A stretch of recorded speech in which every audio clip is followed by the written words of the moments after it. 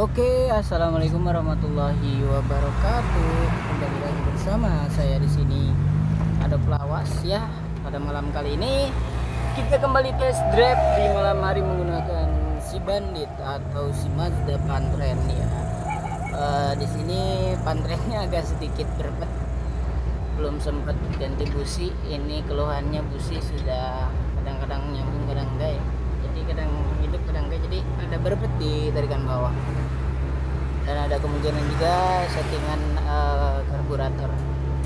Oke, malam ini mudah-mudahan tidak ketemu macet lagi seperti malam sebelumnya guys. Untuk Mazda Pantren ini cukup nyaman ya saya kendarai, walaupun bahan secara keseluruhan mobil ini masih bahan karena belinya murah juga ya, tapi secara umum nyaman untuk dikendarai, apalagi kita bawa barang banyak. Suara mesinnya nggak berisik ke ini apa namanya kabin.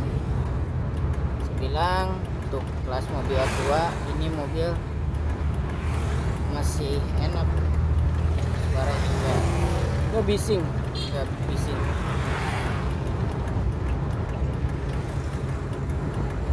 Nah, hari ini visit dari Bogor menuju Sukabumi kembali. Kurang lebih estimasi 1,5 jam kalau lancar, dan kalau macet seperti kemarin kita hampir di 2,5 jam ya. Dari Caringin Bogor, Pasir Muncang ke Sukabumi ke rumah itu total 2,5 jam kemarin, kurang lebih. Karena kebetulan kemarin tuh lagi ada pengaspalan juga di Bangkong Reang ya, di dekat pabriknya Pokari. Jadi ada pengaspalan, dan hari ini kemungkinan ada pengaspalan juga, dan sudah bisa kita tebak guys, kalau misalkan ada pengaspalan pasti jalan dekat tutup. Kemarin macetnya sampai ke Benda, dari depan pabrik itu nyampe ke Benda macetnya. Dan untuk ke arah Sukabuminya macet sampai Pasar Cicurug guys. Oke, malam ini tidak terlalu ngantuk seperti malam sebelumnya guys, tapi tetap waspada ketika kita mengemudi di malam hari. Tetap awas ya, jangan lengah ataupun tetap jaga konsentrasi, karena kelemahannya berkendara di malam hari itu konsentrasi dan pandangan ya. Jadi kita kadang nggak tahu di depan kita itu ada kendaraan yang nggak ada lampu belakang ya, lampu belakangnya mati, kadang-kadang tahu-tahu udah nyelonong aja depan kita gitu. Ya itu yang paling perlu diwaspadai ketika berkendara di malam hari.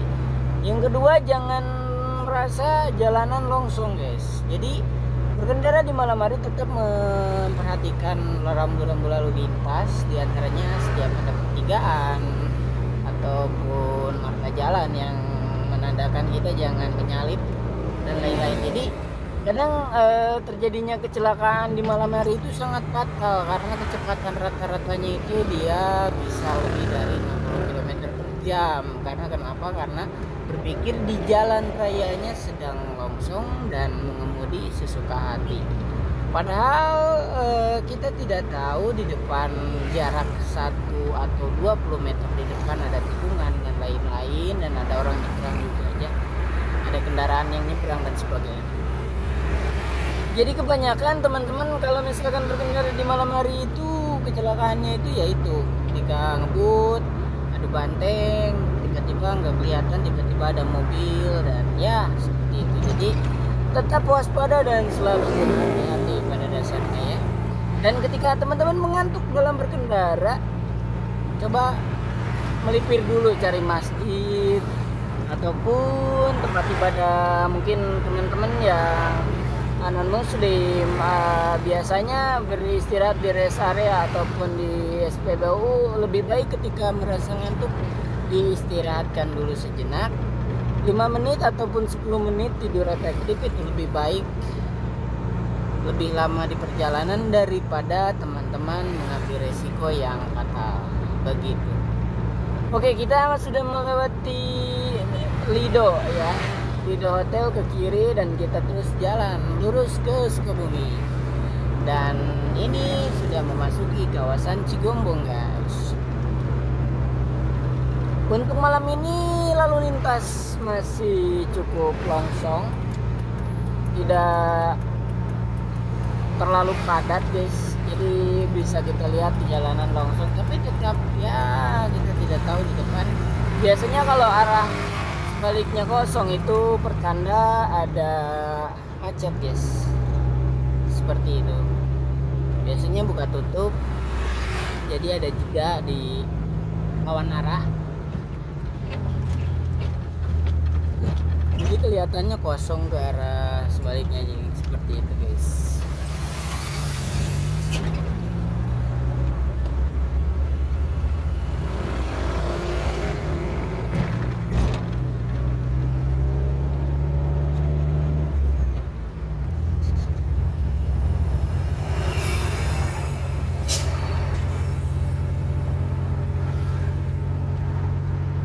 Kita jalan santai aja, 20 km per jam.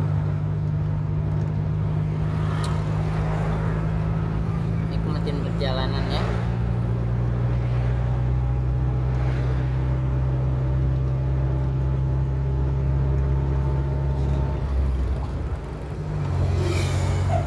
Nguap-nguap dikit mah tetap ada, guys, namanya juga malam ya. Tapi masih dari dalam batas aman. Bikin sempet mata.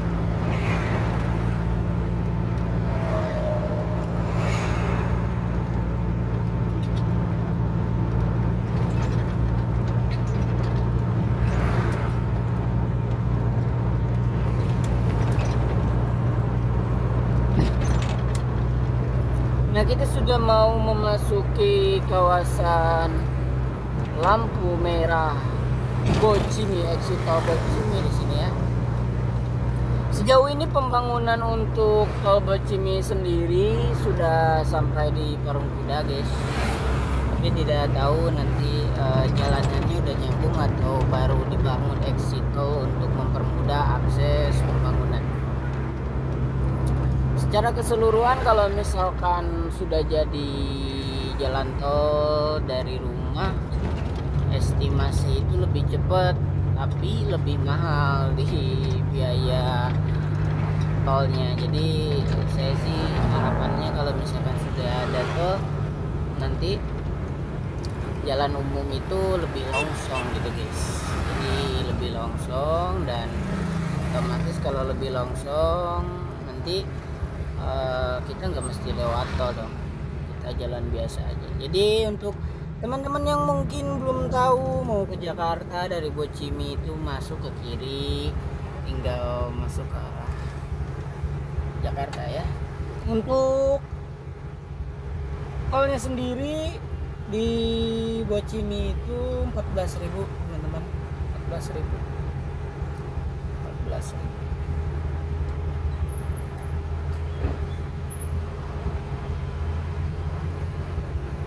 Masuk tol Ciawi 7.000. Jadi kadang-kadang kemahalan dari Bogor, dari Ciawi ke Sukabuminya. Jadi memang jalan tolnya panjang jauh, tapi ya apa maksudnya mahal. Kan kita mesti mikir-mikir.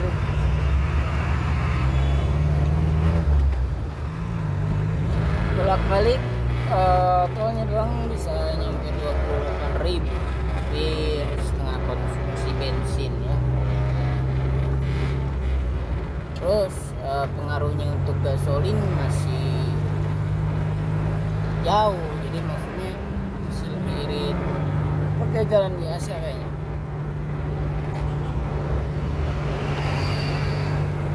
Untuk masuk jalan tol itu kelebihannya adalah bebas hambatan, tapi di sisi lain perlu dipikirkan juga konsumsi bahan bakar dan anggaran, karena mungkin percuma dong kita lebih cepat tapi lebih mahal, nggak ada keuntungannya gitu, keuntungannya minim.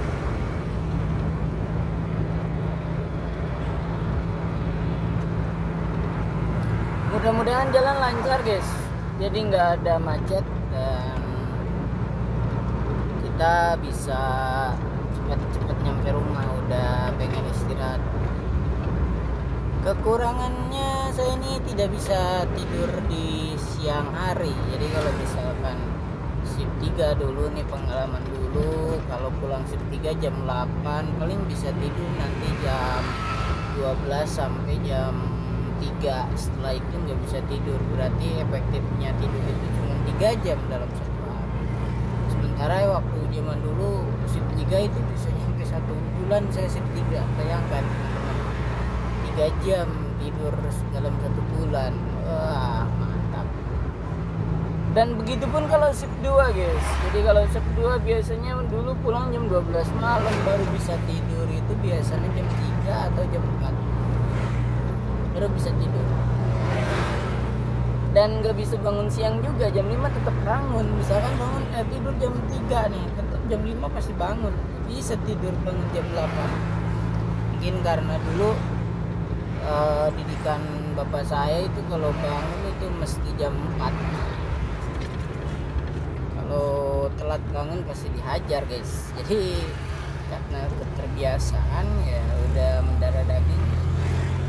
Maksimal kan ya jam setengah 6 itu udah kesiangan.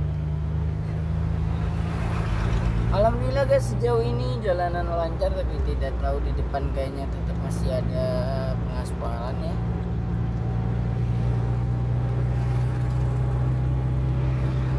Ini kita sudah memasuki kawasan Benda Cicurug, Benda. Memasuki kawasan Sukabumi guys ya. Oke, kita sudah memasuki kawasan Sukabumi. Jalanan masih kosong, mudah-mudahan tidak macet juga hari ini guys. Yes.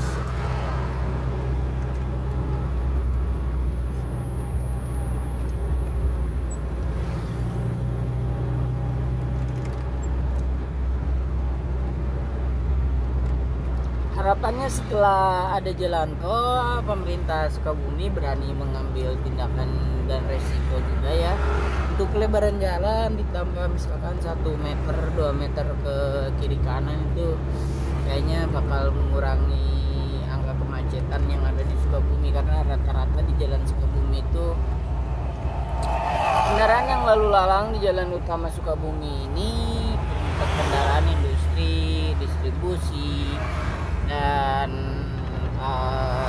barang-barang sumber daya alam dan barang-barang kebutuhan industri juga ya. Jadi kadang jalannya terlalu kecil, terus kalau misalkan jalannya agak gede kan lebih aman juga untuk nyalip dan sebagainya.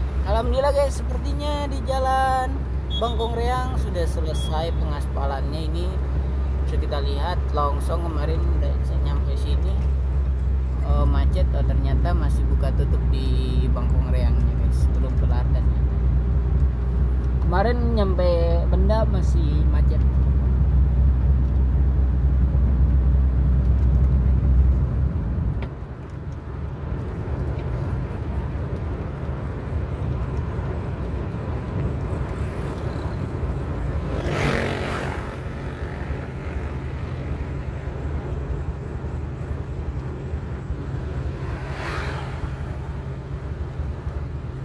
Tak bosan-bosan.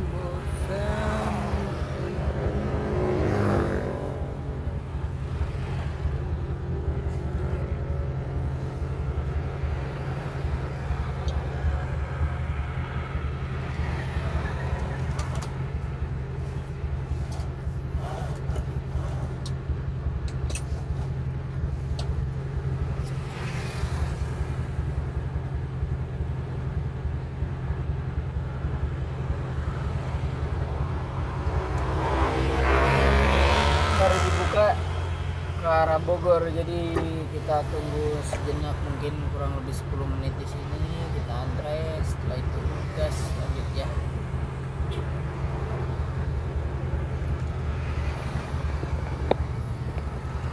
Nah ini salah satu pilihan yang tepat ketika pengaspalan di bulan kemarau. Jangan diaspal di musim hujan, jadi belum lama kurang efektif juga.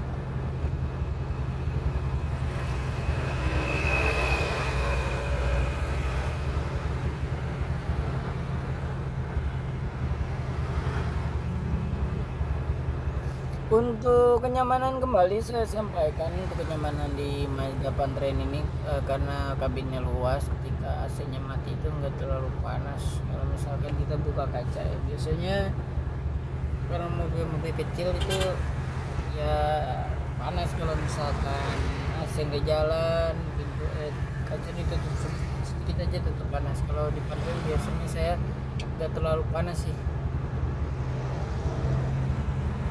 tetap panas tapi maksudnya nggak terlalu over panas.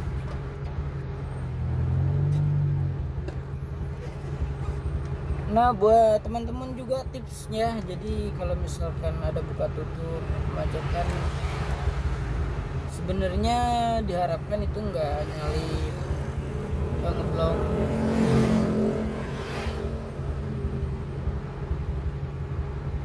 Karena geblong itu bukan solusi sebenarnya, justru nambah kemacetan.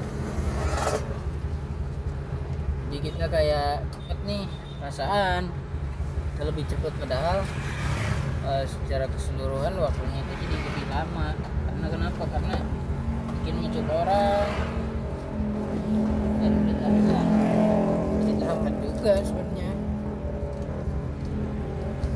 bukan justru lebih cepet sampai.